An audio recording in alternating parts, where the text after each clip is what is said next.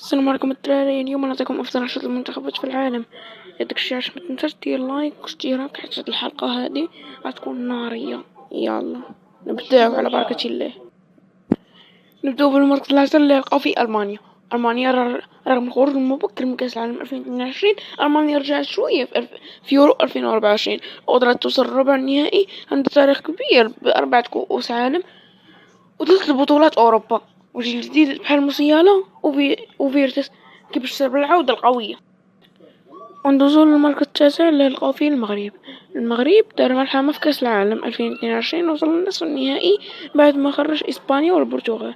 وحتى في كأس إفريقيا 2023 وصل الربع النهائي وباقي كيبني منتخب قوي بقيادة الركراكي ونجوم بحال حكيمي وزياش.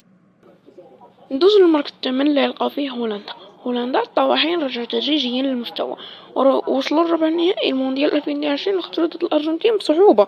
عندهم أسماء قوية بحال فان دايك وجاكبو وخاصة فقط شوية الاستقرار باش يرجعوا مرعبين. وندوزو للمركز السابع اللي لقاو فيه كرواتيا من نهائي كأس العالم 2018 للمركز الثالث 2022.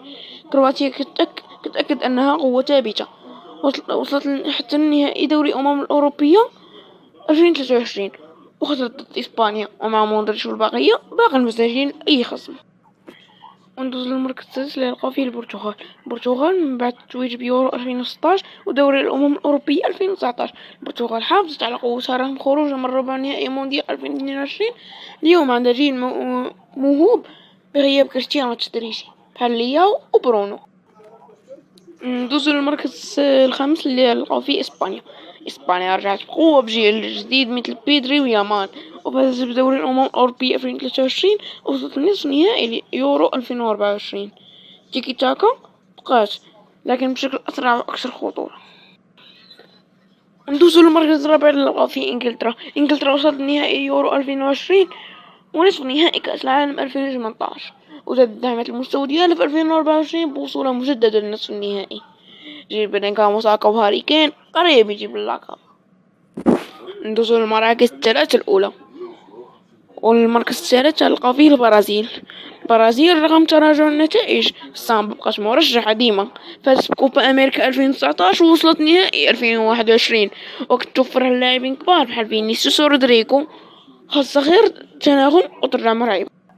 ندوزو للمركز الثاني اللي لقاو فيه فرنسا وصلت لنهائي كأس العالم 2022 ونصف نهائي اليورو 2024 وبقات من أقوى المنتخبات في العالم فضل مبابي وكامافينكا.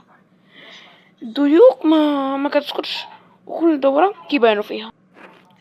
ندوزو للمركز الأول اللي لقاو فيه الأرجنتين بطلة العالم 2022 ووصيفة كوبا أمريكا 2024 وبطلة نسخة 2021. حافظت على قوتها حتى من بعد ميسي وقدم لاعبين ممتازين بحال ألفاريز وإنزو. حاليا هي الأفضل في العالم. وإذا كان كيعجبك في حالة المحتوى متنساش دير لايك واشتراك وفعل الجرس. ودابا السلام عليكم.